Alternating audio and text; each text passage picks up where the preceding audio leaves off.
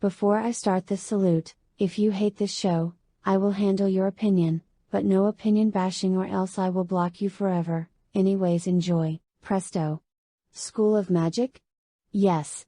This show rock, and this is my number 5 favorite show all time.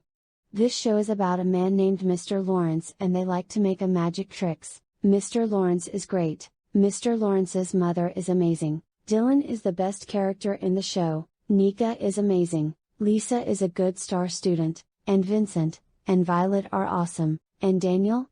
Well, he sucks. Why?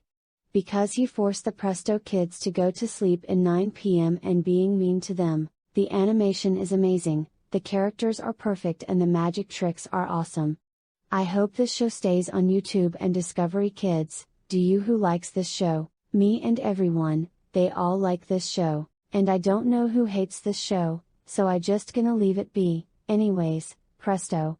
School of Magic rocks, and so does Doki's Adventures from 2009 and Underdogs United. Peppa Pig sucks.